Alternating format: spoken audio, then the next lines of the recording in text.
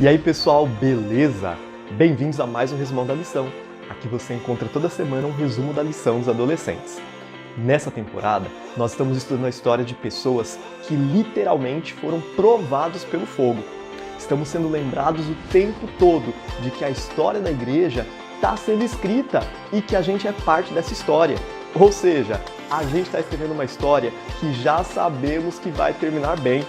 Então, bora pro vídeo!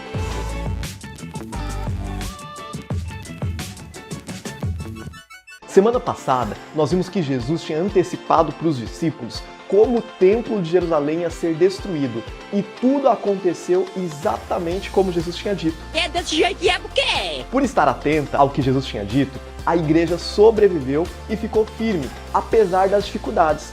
Mas aquele era só o começo. Não estava muito bom, estava meio ruim também, estava ruim. Agora parece que piorou. O apóstolo Paulo tinha dito que antes daquele dia virá apostasia. E então será revelado o homem do pecado, o filho da perdição.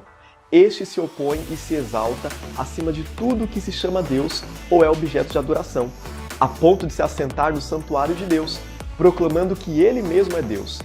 Não se lembram de que quando eu ainda estava com vocês, costumava lhes falar essas coisas?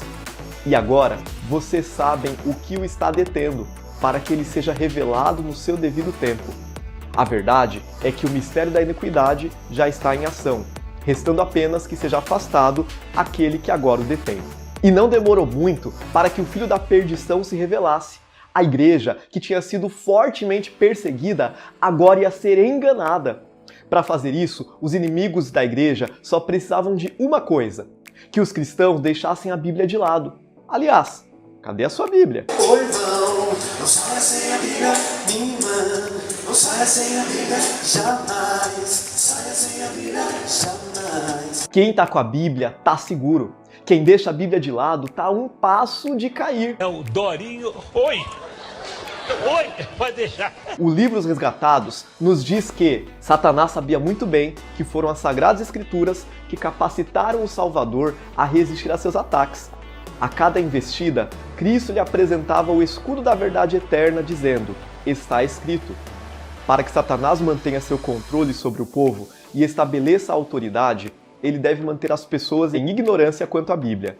Precisa esconder e suprimir as sagradas verdades. E foi exatamente isso que aconteceu. Para afastar o povo de Deus, Satanás tirou a Bíblia da mão do povo e começou a misturar a mentira com a verdade. Aquela igreja que era pura, que pregou o evangelho, que ficou firme em meio à perseguição, foi mudando aos poucos. E na próxima cena, ao invés de uma igreja pura, a gente vê uma igreja totalmente corrompida, com líderes mudando o que Deus tinha dito. Não demorou para que os costumes do paganismo achassem espaço na igreja. Mas até aqui, a perseguição tinha mantido esses costumes fora dela. Quando a perseguição acabou, então, a igreja abraçou com toda a força para nunca mais soltar. Agora, a gente tem uma igreja misturando o cristianismo com o paganismo. O próprio Constantino, que era o imperador, ele se converteu. E a história do cristianismo começou a desandar a partir daí. Porque daqui pra frente é só pra trás. Virou uma bagunça e começaram a misturar tudo. Até porque, sem a Bíblia na mão, como é que faz para saber o que é certo e o que é errado? No meio dessa bagunça, uma das principais coisas que a igreja mudou foi dizer que o líder maior da igreja era um homem e não Deus. Que viagem é essa, velho? A igreja se declarou infalível, dizendo que nunca errou e nunca poderia errar. Eu jamais me enganaria. Somente uma vez eu me enganei. É verdade? E quando? Uma vez que pensei estar enganado. Tá na cara que isso não faz o menor sentido. Mas como que o povo que não tinha a Bíblia na mão ia entender isso? E com os líderes da igreja o tempo todo falando que agora era assim, muita gente acreditou e acredita até hoje que a igreja ocupa o mesmo papel que Deus, que merece adoração, que pode mudar as leis a hora que quiser. Além de declarar que o chefe da igreja era Deus na terra, a igreja mudou o dia de adoração a Deus. Daniel já tinha antecipado lá atrás que isso ia acontecer, que alguém ia tentar mudar os tempos e as leis. Não deu outra. Assim que os chefes da igreja assumiram o poder total, instituíram o domingo como um dia de festa. No começo era só um dia de festa e recreação mesmo. A igreja continuava guardando o sábado conforme o mandamento. Só que Como os judeus tinham deixado a guarda do sábado assim pesada, colocando um monte de regras que não foram dadas por Deus, geral começou a comparar e perceber que o sábado era um dia chato e o domingo um dia de festa. O cenário estava pronto para o próximo passo. O imperador Constantino proclamou um decreto que transformava aquela festa dos cristãos numa festa nacional. Os pagãos já adoravam o Deus Sol no domingo. Os cristãos já tinham essa festa também no domingo. Então por que não juntar tudo numa festona só? No começo, os cristãos continuavam adorando no sábado e também no domingo. Mas pouco a pouco, o sábado foi perdendo lugar, ficando de lado, e o domingo foi ganhando espaço como um dia de celebração à ressurreição de Jesus. Uma foi história, homem! Lógico que nem todos os cristãos adoravam o chefe da igreja como se fosse Deus, e nem todos pararam de guardar o sábado. Sempre teve um povo fiel a Deus, um povo que desobedecia à igreja para obedecer a Deus. Para eles, a vida foi ficando cada vez mais difícil.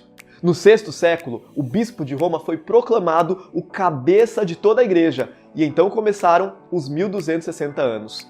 Um período de tempo que tanto Daniel como Apocalipse tinham dito que seria um período de sofrimento e perseguição para o povo de Deus. Os cristãos foram forçados a escolher ou abrir mão de sua integridade e aceitar as cerimônias e adoração papal, ou consumir a vida em masmorras e até mesmo sofrer a morte. Cumpriram-se as palavras de Jesus: vocês serão traídos até por pais, irmãos, parentes e amigos, e eles entregarão alguns de vocês à morte. Todos odiarão vocês por causa do meu nome. Por 1260 anos, o mundo virou uma guerra. A igreja, que antes tinha sido perseguida, agora começou a perseguir. Quem discordava das regras da igreja e do papado eram punidos e até mortos. As pessoas se afastaram de Deus, se afastaram da Bíblia, e agora a impressão que dava é que as trevas iam ganhar a guerra. Alguns dos fiéis cansaram de resistir, desanimaram e acabaram se unindo à igreja corrupta. Isso tudo foi consequência de abandonar a Bíblia. A Bíblia é a luz que ilumina nossos passos. Se deixamos ela de lado, acabamos ficando em trevas. Oi, irmão, não saia sem a Bíblia, minha irmã. Não saia sem a Bíblia, jamais. Saia sem a Bíblia, jamais. Foi um período tenso para a igreja. Parecia mesmo que estava tudo perdido, mas não estava não. Muita gente deixou a Bíblia de lado, é verdade. Muita gente desanimou, muita gente morreu, mas Deus preservou a Bíblia e um povo. A gente pode falar, por exemplo, dos valdenses, que fugiram para as montanhas, para os lugares desertos, para ficarem firmes. Nas montanhas, eles podiam continuar guardando o sábado, podiam continuar obedecendo aos mandamentos e adorando somente a Deus. Os valdenses não deixaram nada apagar a luz deles. Eles não apenas ficaram firmes, como também seguiram pregando o Evangelho. Eles fizeram um esforço enorme para preservar a Bíblia no papel e no coração do povo. Mesmo vivendo nas cavernas, eles acendiam tochas para conseguir copiar a Bíblia, escrevendo verso por verso. Os jovens aprendiam sobre a Bíblia com os pastores, eles decoravam trechos e livros inteiros da Bíblia. Eles tinham até roupas especiais, com bolsos e compartimentos internos, onde podiam esconder as cópias da Bíblia que eles mesmos tinham feito. Quando conversavam com alguém e percebiam que era uma pessoa sincera, eles ofereciam trechos da Bíblia para essa pessoa. Quando iam para as escolas, eram tentados a abandonar a fé, mas resistiam e acabavam espalhando os princípios deles por toda a escola. Eles eram agentes secretos do reino de Deus e invadiram com força o reino de Satanás. O livro dos Resgatados nos diz que eles foram perseguidos por espalhar luz. Eles eram caçados até a morte, mas mesmo assim, seu sangue regava a semente que lançavam e ela continuava dando frutos. Se liga, uma igreja inteira se afastou de Deus por deixar a Bíblia de lado, mas os valdenses ficaram firmes justamente por amar e estudar a Bíblia. A sua vida com Deus é determinada pela maneira como você se relaciona com Ele. Hoje, Deus está te chamando a ser como um valdense, espalhando luz a quem não tem, seguindo a Bíblia, guardando os mandamentos, sendo fiel e fazendo a diferença aí onde você está. Para isso, é claro, tem de amar e estudar a Bíblia, tem que estudar a palavra de Deus. Então, de novo, cadê a sua Bíblia? Onde está a sua Bíblia? E aí, encontrou mais pontos importantes na lição dessa semana que eu não mencionei aqui? Estudou, mas não entendeu alguma coisa? Deixa aqui nos comentários. Ah, aproveita também e manda esse vídeo para aquele amigo ou amiga que tem que ouvir isso. Manda para todos os adolescentes da sua igreja. Deus te abençoe, um grande abraço e fui! A minha Bíblia, meu coração se encheu.